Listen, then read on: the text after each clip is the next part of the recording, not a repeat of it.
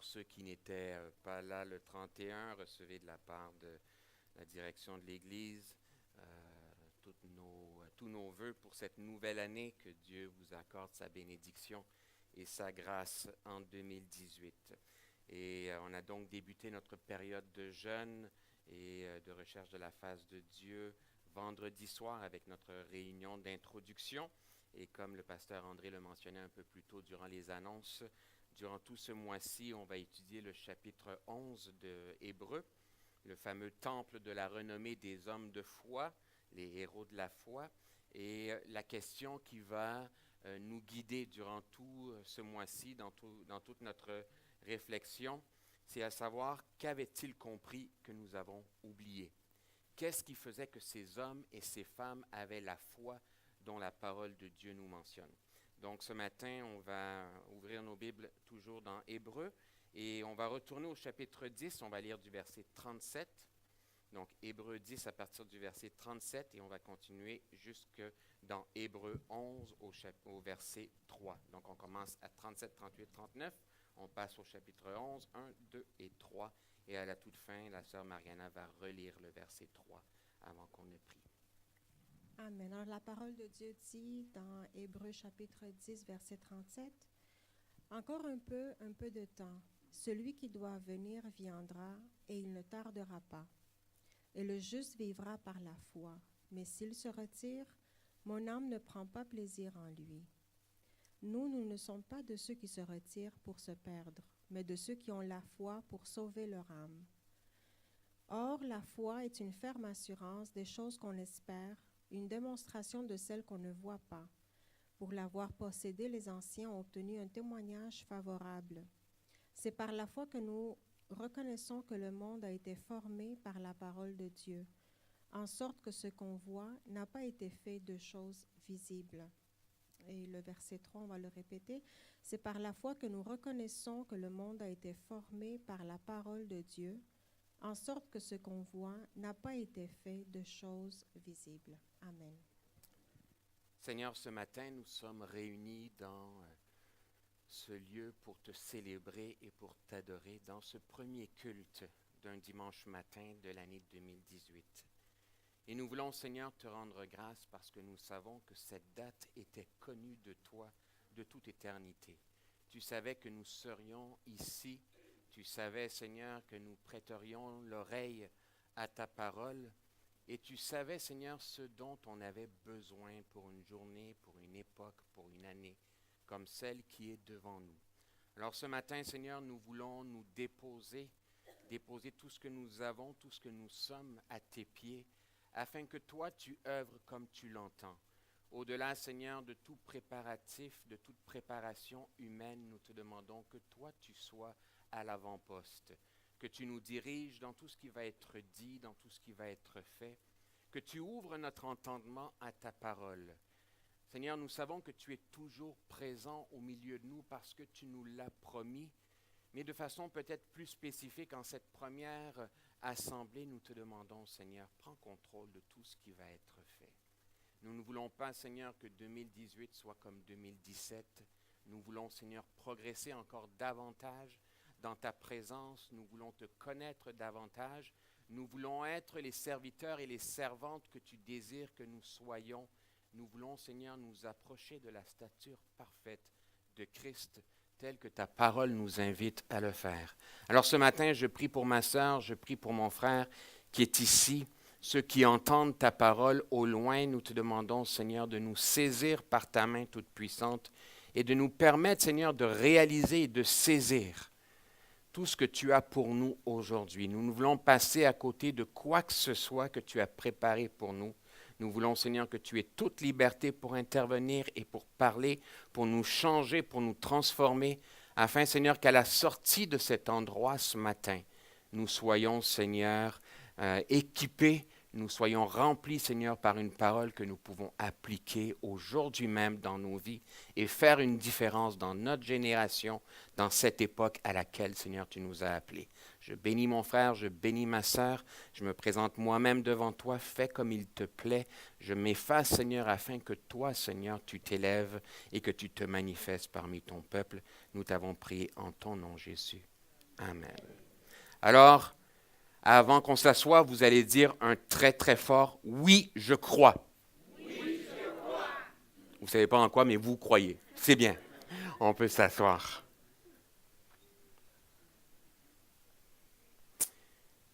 Qu'est-ce qu'ils avaient compris que nous avons oublié? Depuis les quelques semaines où je me prépare pour cette série d'enseignements, je me rends compte que ces hommes étaient des hommes d'exception. Lorsqu'on les mentionne, on se rend compte que Dieu a décidé dans sa parole d'énumérer certains d'entre eux et il en a omis d'autres.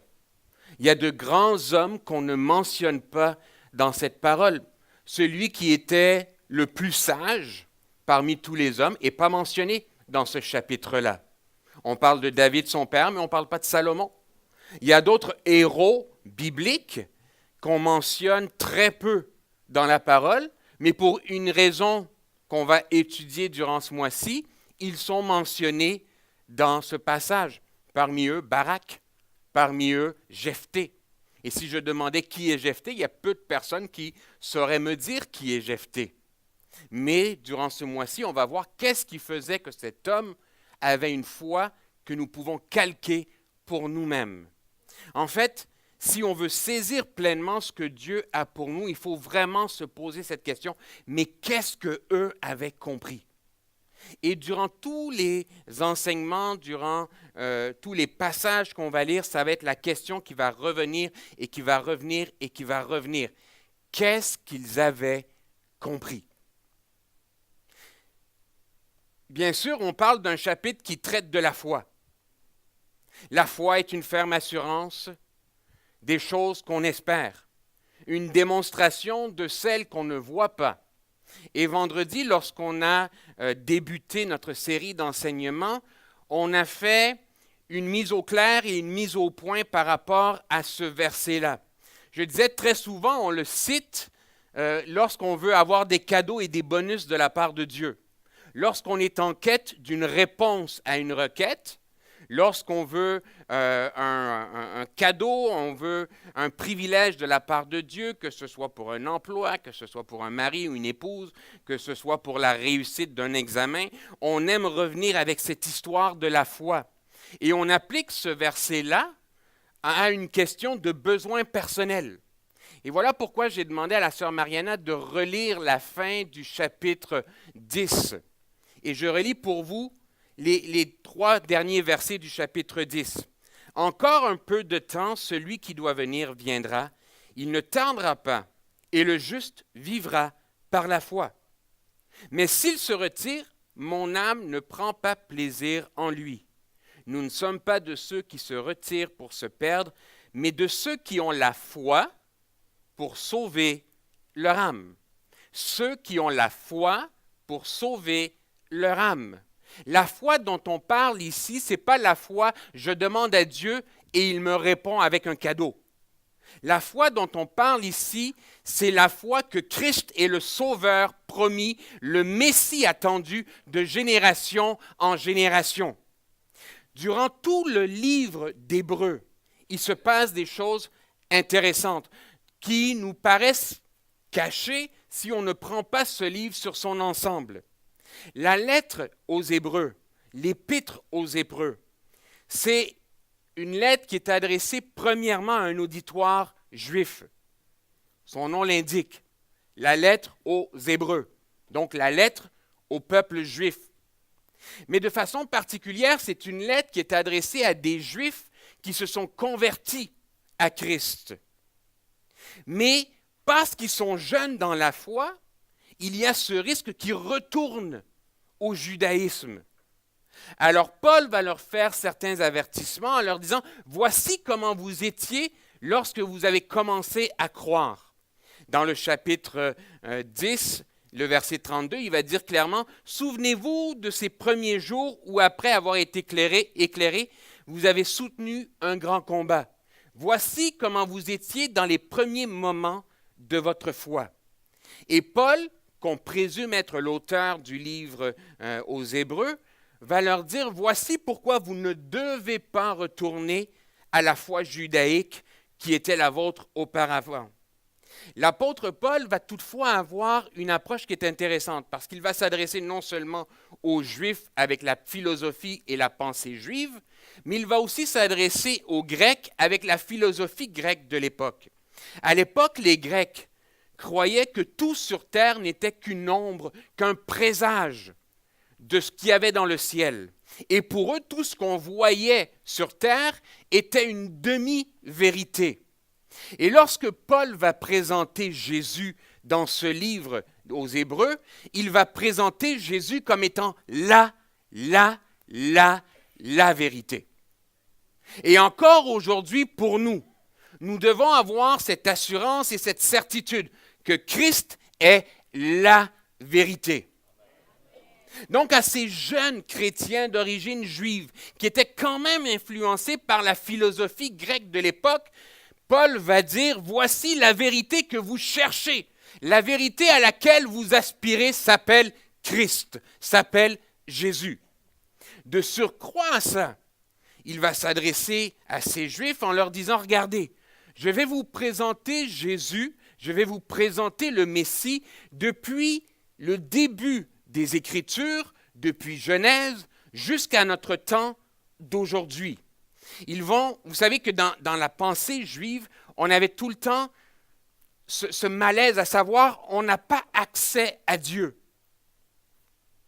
Pourquoi? Parce qu'ils savaient qu'ils étaient pécheurs. Et étant pécheurs, n'étant plus saints de par leur péché originel, ils savaient qu'ils ne pouvaient pas prétendre à entrer dans la maison ou dans la présence intime de Dieu. Donc, un Juif, tout au long de sa vie et génération après génération, ce qu'ils attendaient, ce qu'ils cherchaient, c'était ce point de contact, cette porte qui ouvrait à la présence de Dieu. Et Paul va présenter Jésus comme étant ce point d'approche entre l'homme et Dieu et entre Dieu et l'homme. Et il va dire, voici, il a ouvert une nouvelle voie à travers son corps, le voile ayant été rompu, qui nous donne accès à la présence de Dieu. Donc il va dire à ces Juifs, votre quête de la présence de l'Éternel, votre désir de rentrer dans la présence de Dieu, ce désir-là ne peut s'accomplir qu'à travers Jésus. Et ça doit être aussi clair pour nous aujourd'hui. On ne peut s'approcher de Dieu qu'à travers Jésus. Le message de l'Évangile, le message tout entier de la Bible, depuis Genèse jusqu'à l'Apocalypse, comme on l'expliquait vendredi, ce message entier, c'est tout simplement de dire à l'homme, voici pourquoi vous êtes éloigné de Dieu, et voici comment vous approchez de Dieu, et ce seul et unique moyen de prétendre à la présence même de Dieu s'appelle Jésus. Si vous regardez les Écritures de cette façon, si vous regardez l'ensemble de l'histoire du peuple juif, si vous regardez l'ensemble des personnages avec cette vision, vous allez comprendre la ligne directrice dans l'ensemble de la parole de Dieu, le seul objectif de la Bible, ou l'objectif principal, essentiel de la parole de Dieu, c'est de présenter la voie du salut. Ce n'est pas une philosophie de vie. Ce n'est pas une philosophie de vie. J'ai déjà eu un professeur avec qui j'ai correspondu pendant un certain temps. Une fois que je suis revenu de France, c'était mon professeur en lettres, en français, alors que j'étais au lycée. Et je lui avais écrit un jour pour lui dire « Merci d'avoir été le professeur que vous avez été, vous avez marqué ma vie. » Et je lui disais que maintenant j'étais pasteur et que même ce qu'elle m'avait enseigné sur la structure d'un texte, sur la préparation d'un travail, je l'appliquais encore aujourd'hui dans ma préparation même de mes sermons. Et là, elle me disait, est-ce que tu crois comme telle ou telle personne? Et elle me nommait certains évangélistes qu'elle voyait à la radio ou qu'elle voyait à la télé plutôt. Et je lui disais, ouais, plus ou moins, je crois comme eux ou comme elle. Et là, elle me disait, moi, je ne suis pas croyante, mais j'aime la Bible et j'aime la philosophie qui en ressort. Malheureusement, la philosophie que tu veux faire ressortir de la Bible ne sauve pas.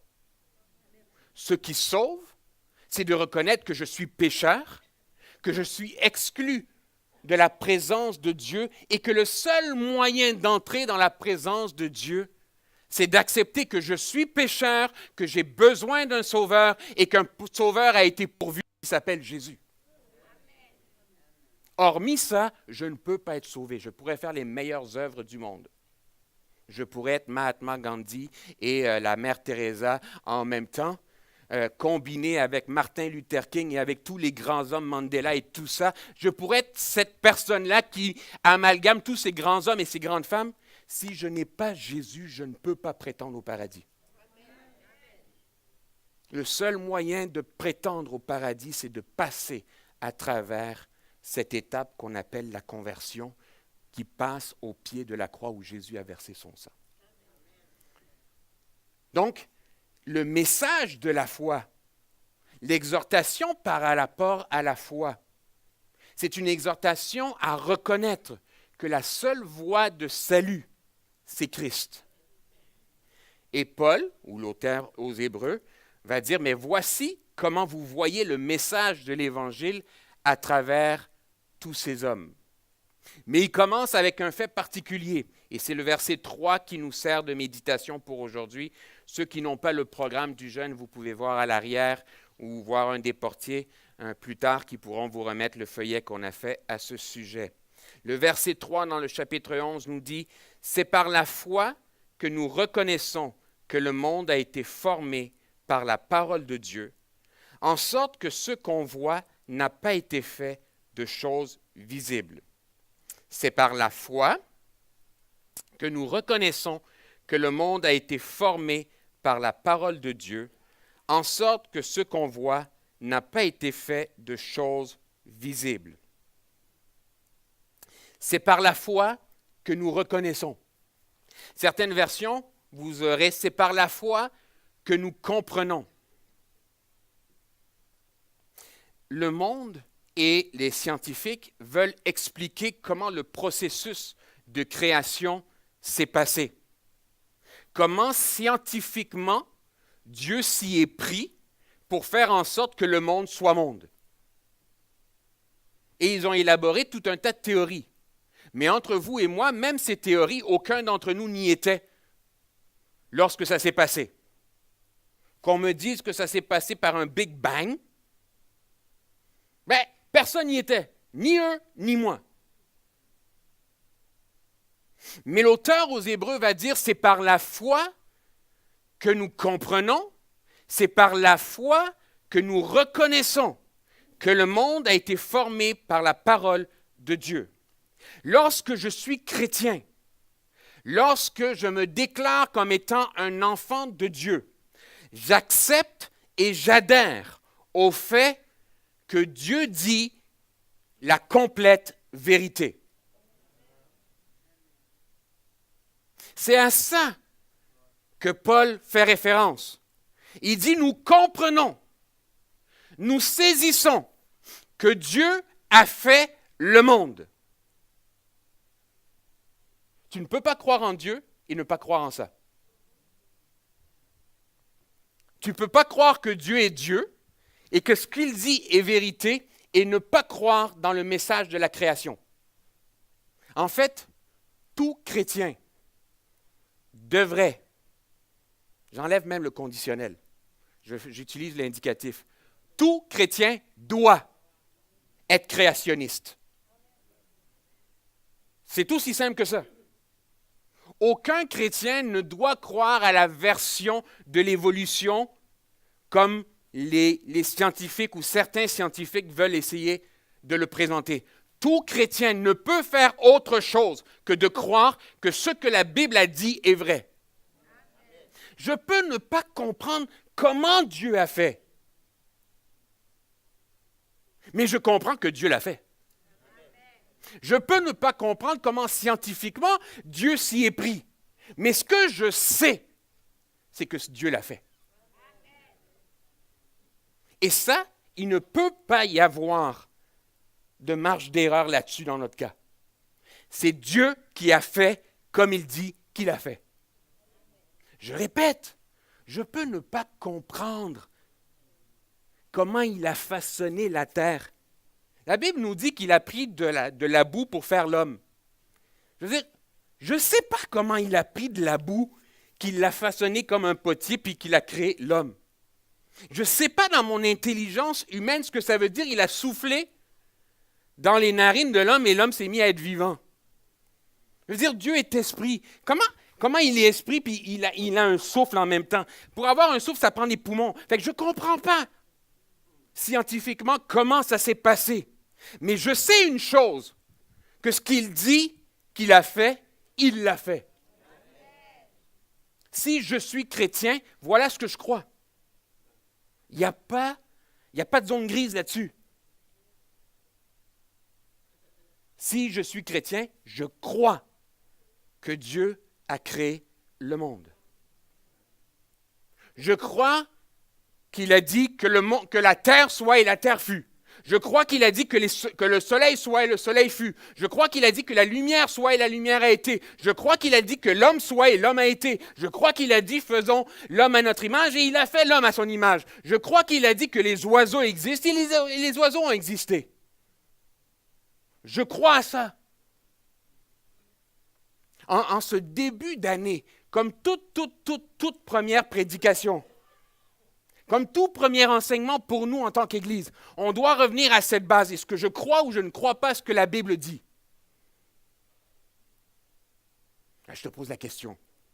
Est-ce que tu crois que Dieu a créé le monde?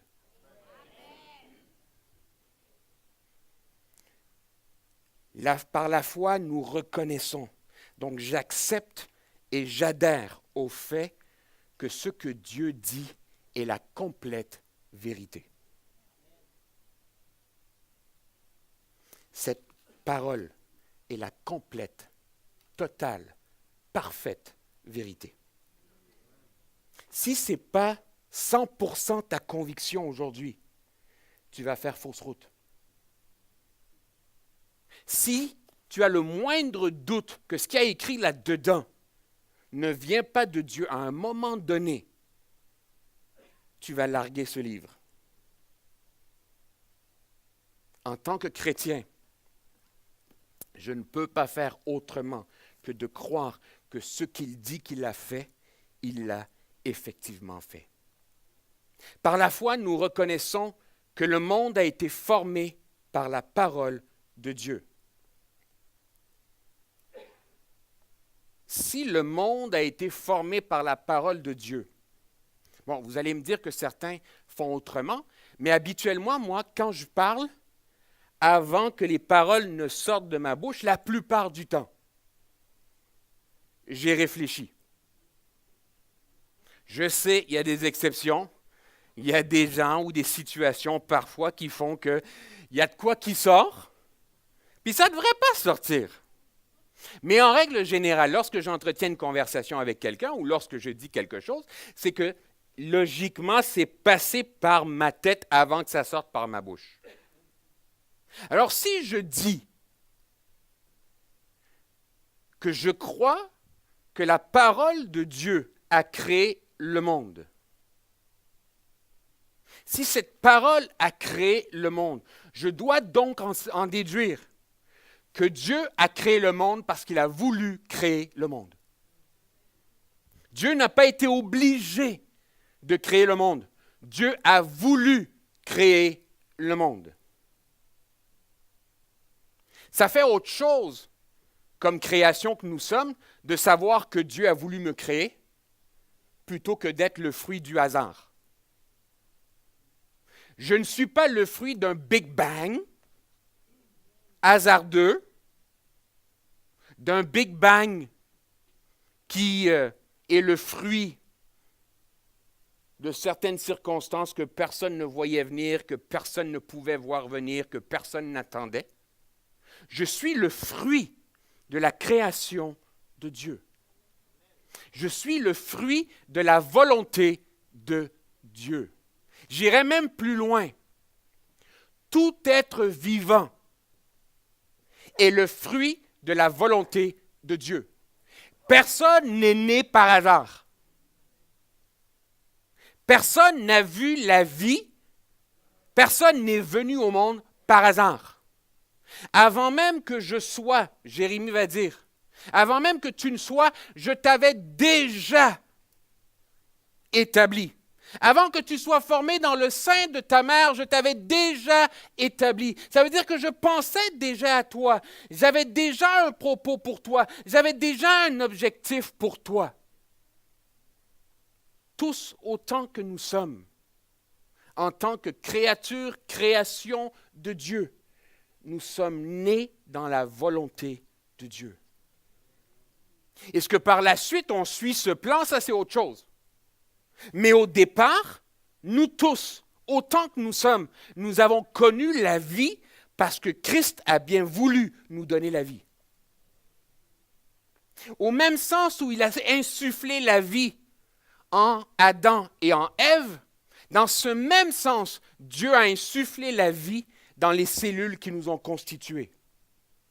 On ne comprend pas là encore comment Dieu fait en sorte qu'à un moment donné, un homme se mette à exister. Mais ce qu'on sait, c'est que c'est Dieu qui le fait. Alors tu n'es pas le fruit du hasard. Tu es ici, dans cette génération, dans cette époque. Tu es là où tu es aujourd'hui parce que Dieu te veut là où tu es aujourd'hui. Et parce que Dieu avait un plan pour toi pendant le cours de ton existence. Si je crois que Dieu est créateur, je dois aussi croire que c'est lui qui avait un objectif et un mandat et un but particulier pour ma vie. Si je crois qu'il est effectivement le créateur de toute la création, je dois aussi m'inclure là-dedans et savoir que lorsqu'il a pensé à moi quelque part bien loin de toute éternité, il avait déjà un but et un objectif pour moi. J'accepte et j'adhère au fait que le monde a été créé car Dieu l'a voulu. Lorsque je crois à la création divine, j'accepte et j'adhère au fait que le monde a été créé comme Dieu l'a initialement voulu. Le monde, quand il a été créé, avant que le péché originel ne soit commis, avant que la déchéance et que la mort s'emparent de nous, avant qu'on ne devienne mortels, avant qu'Adam et Ève et toute leur progéniture ne deviennent mortels, Dieu avait créé toutes choses parfaites. Et j'aimerais te dire une chose, ce que Dieu fait est toujours parfait. À l'instar de sa création originelle, ce que Dieu veut faire dans ta vie sera toujours parfait. Ce que Dieu a comme plan pour toi dans ta vie sera toujours parfait.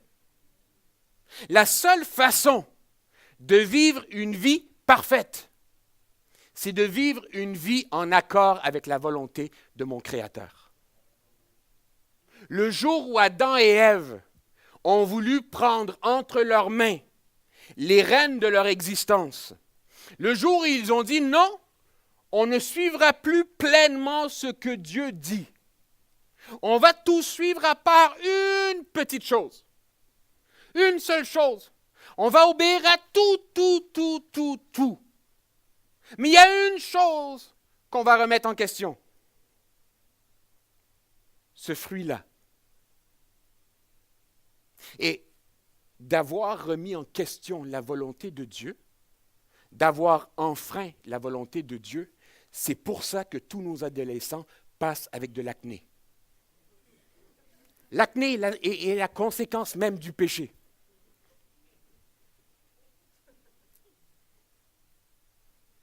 Tout était parfait. Si l'acné est imparfaite, donc ça vient de quelque part. Ce que Dieu fait encore aujourd'hui est totalement parfait. Pardonnez ma redondance. Ce que Dieu fait aujourd'hui est encore et toujours parfaitement parfait. Dieu ne fait pas d'erreur. Notre désobéissance amène les manquements. Notre désobéissance fait qu'on réoriente la volonté de Dieu. pour se complaire avec notre vision des choses. Mais si on se soumet totalement à la volonté de Dieu, ce que Dieu fait est parfait. Imaginons un peu, là, si on vivait 2018 exactement comme Dieu veut qu'on la vive. Mais vous imaginez quelle année on connaîtrait? Vous imaginez quelle progression l'Église ferait si on vivait aujourd'hui en pleine connaissance et en pleine disposition avec la volonté de Dieu. Mais vous imaginez les ravages qu'on ferait dans le camp de l'ennemi? Si l'Église était l'Église, mais pleinement, totalement, parfaitement l'Église, vous imaginez quel ravage on fait à Montréal?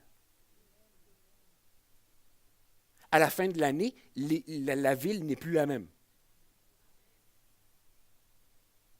Si on vivait simplement en accord avec le parfait plan de Dieu. Est-ce que ce n'est pas un objectif qui devrait nous allumer tous? Je veux dire, on y pense aujourd'hui, puis on se dit, mais qu'est-ce que je n'ai pas compris? Comment je peux vivre autrement que dans la volonté de Dieu? Quand on regarde les choses comme ça, notre volonté devient tellement futile. Je veux dire, j'ai le choix de faire les choses comme j'ai envie et de savoir que ça va être imparfait à la fin, ou de faire tout selon la volonté de Dieu et de savoir que 100% de ce que je vais faire va être parfait.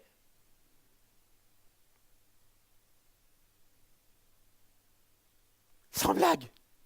Mais qu'est-ce que je n'ai pas compris? Qu'est-ce qui fait que ça n'a pas été mon objectif en 2017? Qu'est-ce qui fait qu'à un moment donné, en 2017, j'ai dit, moi, dans ce dossier-là, je préfère faire comme j'ai envie. Alors, vous allez me dire, mais ce n'était pas comme ça tous les jours. Souvent, on avait la bonne volonté, mais il est arrivé.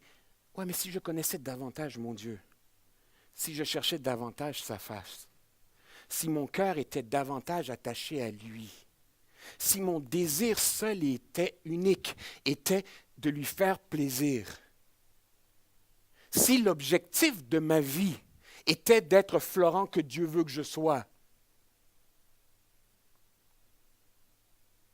il y a un tas de choses qui ne se seraient pas passées de la même manière en 2017. Imaginez toutes les occasions qu'on a ratées parce qu'on a décidé d'être Florent. Imaginez toutes les occasions que vous avez ratées parce que vous avez voulu être vous-même. En disant, non mais moi, on a un peu d'estime de soi. J'ai un peu de caractère. Désobéir à Dieu, c'est facile. C'est juste à dire non. C'est facile. Les gens vont dire, obéir à Dieu, c'est tellement difficile. Non, c'est pas plus difficile. Il te suffit de dire oui. On rend ça compliqué. On dit, oui, mais tu connais ma nature. Et alors? Dieu nous dit qu'il nous donne le pouvoir et le vouloir de toutes choses. Ça veut dire que logiquement, il devrait me donner ce que j'ai besoin pour faire sa volonté. Mais le problème, c'est que régulièrement, on n'a pas envie de faire sa volonté. Vous voyez, Dieu est un gentleman. Ce n'est pas un tyran. Ce n'est pas un brigand. Il exige de chacun d'entre nous une soumission complète et totale. Un abandon entre ses mains total, à 100%. Oui, il exige ça. Mais ce n'est pas parce qu'il l'exige qu'il le force. Parce que s'il l'avait forcé, on ne serait que des marionnettes. On serait des pantins. Et aucun d'entre nous n'est un pantin. Lorsque Dieu a créé Adam et Ève, il les a créés avec un libre arbitre, avec une capacité à prendre des décisions. Et pendant une certaine partie de leur création, combien de temps, on ne le sait pas. Combien de jours, on ne le sait pas. Combien d'années, on ne le sait pas. Peut-être des millénaires, on ne le sait pas. Mais à un moment donné, Adam et Ève étaient parfaits. Mais même quand ils étaient parfaits, c'est qu'ils avaient décidé d'obéir au plan parfait de Dieu. Mais un jour, ils ont dit, mais puisque j'ai la capacité technique de prendre une décision, ce matin, je vais prendre une décision différente de tous les matins précédents qui ont constitué toute mon existence jusqu'à aujourd'hui. Jusqu'à aujourd'hui, j'ai décidé que je ne mangeais pas du fruit. Même s'il était beau, même s'il sentait bon, même s'il avait l'air appétissant, je savais et je prenais la décision comme quoi, non, non, non, non, je n'enfreindrai pas les règles de Dieu. Mais un matin, aussi facilement qu'ils avaient dit oui à la volonté de Dieu constamment jusqu'à ce jour-là, un matin, ils ont dit non. Alors faire la volonté de Dieu, c'est aussi loin que de dire oui. Et de dire, Seigneur, je me soumets. Je me soumets à tes plans et à ta volonté. Est-ce que dans cette année 2018, on peut vivre en sachant que notre Dieu est le créateur de toutes choses, que ce qu'il fait est parfait et que le plan qu'il a pour nous, encore aujourd'hui, est parfait, et de dire, Seigneur, fais ta volonté, complètement ta volonté, totalement ta volonté, seulement ta volonté.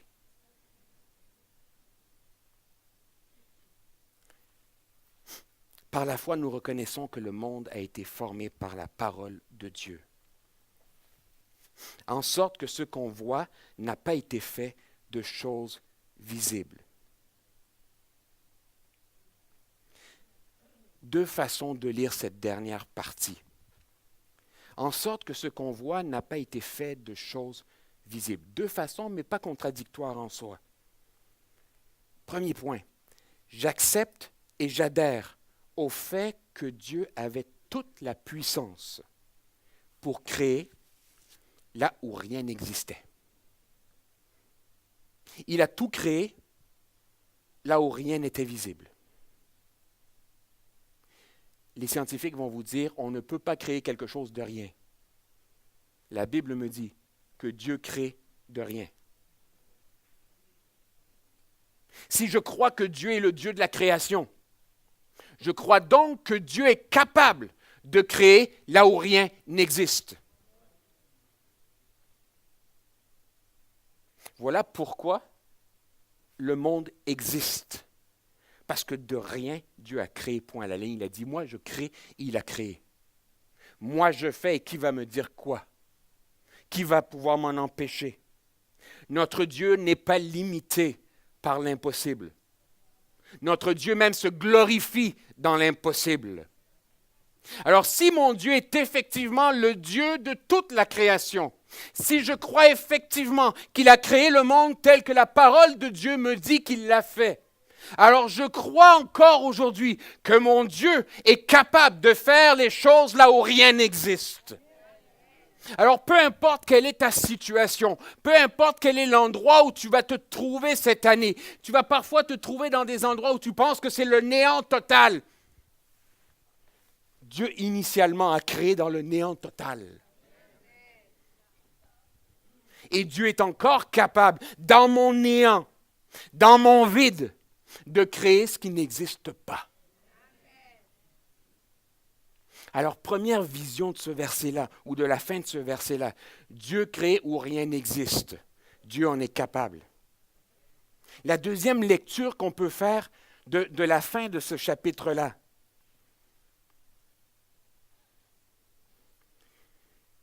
si vous demandez aux scientifiques de vous analyser, ils vont être capables de prendre ce que vous êtes et de réduire ça en petit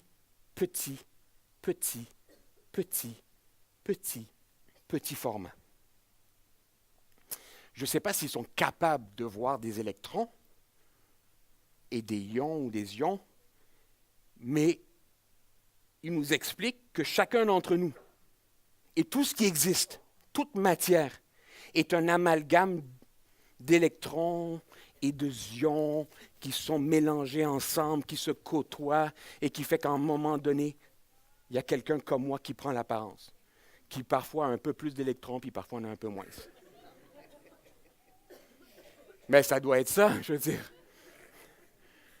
Si la matière, c'est des électrons puis des ions, plus je prends de poids, logiquement, je devrais avoir plus d'électrons, puis plus j'en perds. Mais qu'est-ce que ça veut dire pour moi? Ça veut dire que la création, Dieu l'a fait aussi par des choses que nos yeux ne sont incapables de voir. Alors les petits détails, les tout petits minuscules détails de toute la création, Dieu les voit. Alors tu penses que Dieu ne te voit pas? S'il est capable de savoir qu'il y a un cheveu de ta tête qui tombe, tu penses qu'il ne connaît pas le restant de ta tête? S'il sait qu'il y a un cheveu de ta tête qui tombe et il connaît exactement le nombre de cheveux que tu as sur le crâne, tu penses qu'il ne connaît pas le cours de ta vie? Si je crois que Dieu est le Dieu de la création, je comprends aussi qu'il connaît les moindres petits détails de mon existence. Si je crois que Dieu a créé le monde en connaissant les moindres petits détails de toutes choses qui existent dans l'univers, si je crois que Dieu m'a créé volontairement, ça veut dire qu'il connaît et qu'il considère comme précieux chacun des petits détails de mon existence. Voilà quelque chose qu'on passe par-dessus. Ouais, Dieu a créé l'univers. Ouais, mais ça veut dire quoi, Dieu a créé l'univers? Ça veut dire que moi, étant dans cet univers, il a pensé à moi. Dans les grands détails, dans les petits détails. Est-ce que ça vous donne une vision différente de Dieu? Est-ce que ça vous donne un certain sourire quand même ce matin? On dit, hey, aujourd'hui je vis. Je vis parce que Dieu avait un plan. Je suis encore vivant parce que Dieu avait un plan pour aujourd'hui. Je suis encore vivant parce que Dieu veut faire quelque chose avec moi. Je suis encore vivant et il connaît tout ce que j'ai besoin pour rester vivant. Je suis encore vivant et il connaît tout ce dont j'ai besoin pour faire ce que j'ai à faire.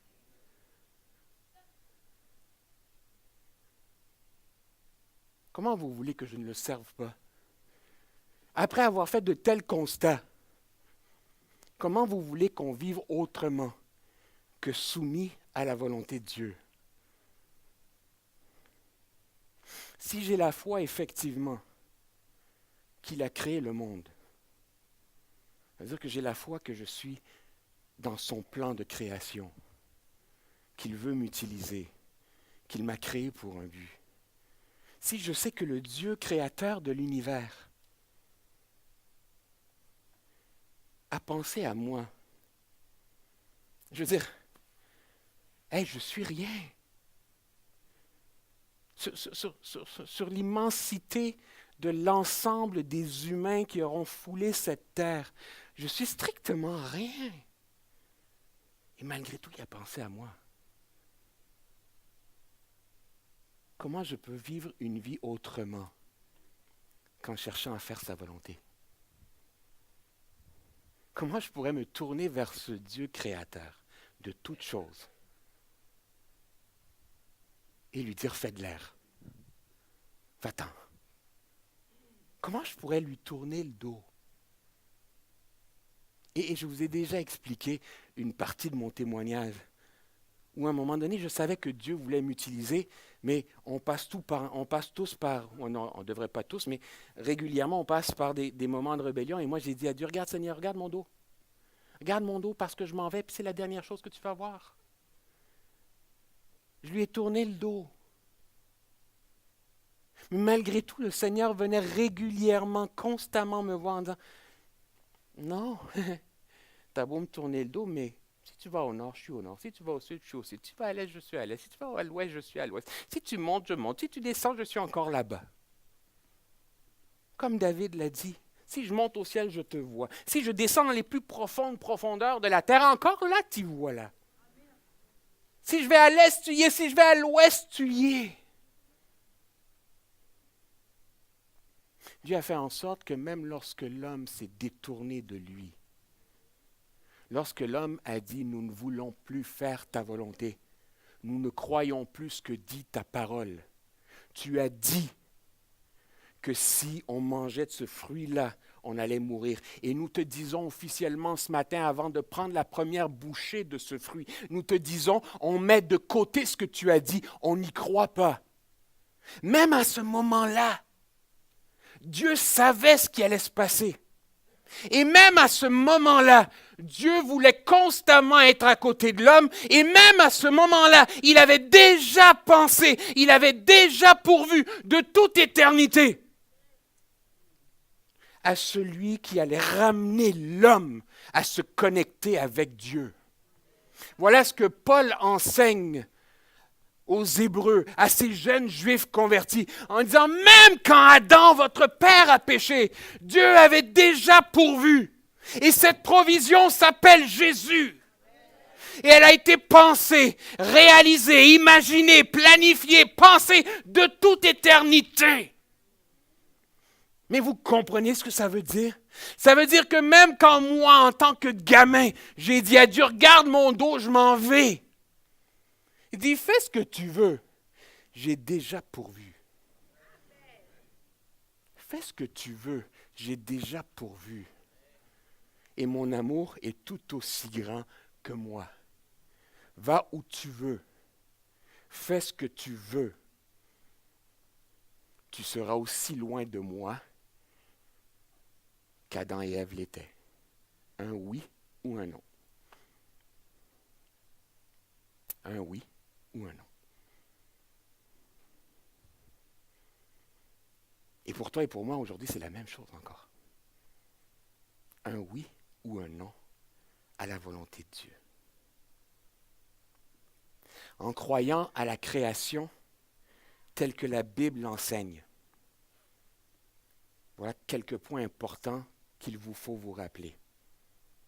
Voilà ce que ces jeunes gens, ces jeunes croyants comprenaient lorsque l'auteur de l'Épître aux Hébreux va leur parler de la création. En croyant à la création telle que la Bible enseigne, je crois alors à toute la suite de Genèse jusqu'à Apocalypse. Si je crois que Dieu est Dieu et que Dieu a créé le monde tel qu'il l'a créé, je crois non seulement le début, mais je crois le milieu de l'histoire de l'humanité et je crois cette histoire-là jusque dans l'Apocalypse. Je crois entre Genèse et Apocalypse dans tout ce qui m'arrange. Je crois entre Genèse et Apocalypse dans tout ce qui me dérange aussi. Je crois de la Genèse jusqu'à l'Apocalypse dans tout ce que je comprends. Je crois dans la Genèse jusque dans l'Apocalypse à tout ce que je ne comprendrai que là-haut. Parce que la Bible nous dit que c'est là-haut que nous connaîtrons toutes choses. Mais d'ici que je ne le comprenne, je le crois déjà. Parce que je suis chrétien. Ce n'est pas parce que je ne comprends pas que je ne dois pas croire. Voilà pourquoi par la foi, nous saisissons. Voilà pourquoi par la foi, nous comprenons que Dieu a créé le monde. Donc je crois ce Dieu créateur depuis Genèse 1:1 jusqu'à Apocalypse, dernier chapitre, dernier verset. Je crois tout ce que ça englobe entre les deux. Et si je crois ça, je crois aussi que Dieu est tout-puissant. Si je crois au Dieu de la création, je crois que Dieu est tout-puissant. Mais tout-puissant quand c'est facile à croire et tout-puissant quand c'est difficile à croire. Parce que c'est facile à croire quand c'est facile à croire. C'est autre chose à croire quand c'est difficile à croire. Mais Dieu reste capable de faire toutes choses quand c'est facile à croire et quand c'est difficile à croire. Quand la tempête a fait rage, les disciples sont dans le bateau et ont de la misère à croire qu'ils vont survivre. Et c'est ça qui frustre Jésus. Parce que Jésus leur a dit, passons de l'autre bord. Fait que pourquoi vous paniquez puisque je vous ai dit où est-ce qu'on s'en allait? Et voilà pourquoi Jésus va leur dire qu'ils ont manqué de foi. Parce que dans ce moment-là, parce que c'était difficile, parce qu'il y avait beaucoup de vagues, parce qu'il y avait de l'eau, parce qu'il y avait de la pluie, parce qu'il y avait du vent, parce qu'il y avait du bruit, parce que la barque avait une démarche chaotique, c'était compliqué à croire. Mais ce n'est pas parce que c'est compliqué à croire et à comprendre que je ne me rends pas de l'autre bord. Je vois l'eau rentrer dans le bateau, puis je me dis, aïe, aïe, aïe, on va couler, on va couler, on va couler. Je ne sais pas comment Dieu va faire que l'eau s'évapore. Je ne sais pas comment le bateau rempli d'eau va réussir à aller de l'autre bord. Mais la chose que je sais, c'est que s'il m'a dit qu'on passe de l'autre bord, on passe de l'autre bord. Alors même quand c'est facile et même quand c'est difficile, je crois qu'à Dieu, rien n'est impossible. Si je crois qu'il est le Dieu de la création tel que la Bible enseigne, je crois alors que ce que Dieu fait est parfait. Parce qu'il nous laisse comprendre que la création était parfaite. C'est nous qui avons rendu taré, avec une tare, la création de Dieu. Mais à la base, la création était parfaite. Adam était parfait. Je regarde mon épouse et je comprends qu'elle était parfaite.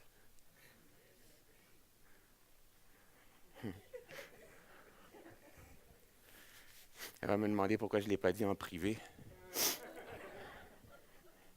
Ça, elle va me poser la question simplement parce qu'elle va m'enlever le fruit. Sinon, elle comprendrait que c'est correct ce que j'ai dit. Je t'aime, bébé. Je crois que ce que Dieu fait est parfait. Ce qu'il faisait hier est parfait. Ce qu'il fait aujourd'hui est parfait. Ce qu'il fera demain est parfait. Même si je ne comprends pas ce qu'il fait. Il y a certains chemins dans lesquels il nous fait passer qu'on ne comprend pas. Mais j'accepte le chemin parce que je sais que c'est lui qui ouvre le chemin. Et ce qu'il fait est parfait. Et je me soumets à la perfection de son plan. Si je crois à la création telle que la Bible l'enseigne, je crois que rien n'est impossible à Dieu. Regarde ta situation, et même cette situation-là n'est pas impossible à Dieu. Peu importe où tu te retrouves, peu importe où tu te retrouveras cette année, en tout instant, rappelle-toi que ton Dieu est le Dieu de l'impossible. Celui qui fait là où rien n'existe. Et celui qui connaît combien chacun des petits détails de ton existence doivent s'emboîter l'un dans l'autre, s'embriquer les uns dans les autres pour être qui tu es et ce que tu es appelé à être. Si je crois finalement que Dieu est le Dieu de la création, je crois alors que sa parole ne peut pas être contestée. Je répète, si je crois que Dieu est le Dieu de la création, je dois donc accepter, comprendre et vivre en sachant que la parole de Dieu ne peut pas être contestée. La Bible dit d'éprouver les esprits. La Bible dit qu'on reconnaît un ouvrier à ses fruits, un arbre à ses fruits. Mais la parole, le logos de Dieu, ne se conteste pas. Quand l'homme a contesté la parole de Dieu, il est allé vers le péché. Quand je ne me soumets pas à la volonté de Dieu, quand je ne me soumets pas au plan que Dieu a déjà proclamé pour ma vie, je suis en train de faire la même chose qu'Adam et Ève. Avant qu'ils ne pêchent, ils ont remis en question la parole de Dieu. Le serpent s'est approché d'Ève en disant, « Es-tu sûr que Dieu a dit ça? » « Eh non! Vous ne mourrez pas. Dieu sait que si vous en mangez, en fait, vous allez être comme des dieux. » Alors Adam et Ève avaient le choix, soit croire ce que Dieu avait prononcé, ou croire ce que la création, ce serpent, prononçait. Oui ou non? je ne peux pas contester la parole de Dieu. Voilà pourquoi, en tant que chrétien, on est appelé à être le peuple de la parole. On doit être attaché à cette parole, sachant que dans ce monde, c'est la seule et parfaite vérité. Sachant que dans ce monde, elle est la source qui nous amène à Dieu. Je vous disais depuis tout à l'heure que Jésus-Christ est ce chemin qui mène à Dieu. La Bible nous dit que Jésus est la parole de Dieu faite chair, que la parole était dans le monde, qu'elle a brillé dans le monde, mais que les siens ne l'ont pas reçue. Et à chaque fois que je montre mon dos à la parole de Dieu, je fais de même. En 2018, vivons comme des gens qui ont compris qui a créé le monde et tout ce qu'il renferme. Vivons comme des gens qui croient vraiment que le Dieu de la création est véritablement Dieu. Vivons comme des gens qui croient qu'il a toutes les capacités inchangées de toute éternité pour faire parfaitement et totalement ce qu'il veut être. Si on comprend qu'il est le Dieu de la création, on ne peut pas vivre pareil. Ce matin, j'espère que vous sortez avec un sourire, sachant auprès de qui vous pouvez vous accrocher, ou après qui vous pouvez vous accrocher, sachant qui vous avez de votre côté, sachant qui est là pour vous appuyer, sachant qui a pensé à vous avec un plan parfait. Qu'est-ce qu'ils avaient compris qu'on n'avait pas compris? Ils avaient compris que ce Dieu de la création était merveilleux, exceptionnel, et qu'il valait mieux vivre auprès de lui qu'éloigné. En fait, je vais le dire comme ça et je vais m'arrêter. C'est tellement stupide de vivre sans Dieu. Sans blague. Je veux dire, quand tu as réalisé qui il est, on serait stupide de s'en priver. On serait stupide de faire autre chose. Cette année, essayons d'être un peu moins stupides qu'en 2017. Amen. Que Dieu vous bénisse, le frère. Le pasteur André peut s'approcher.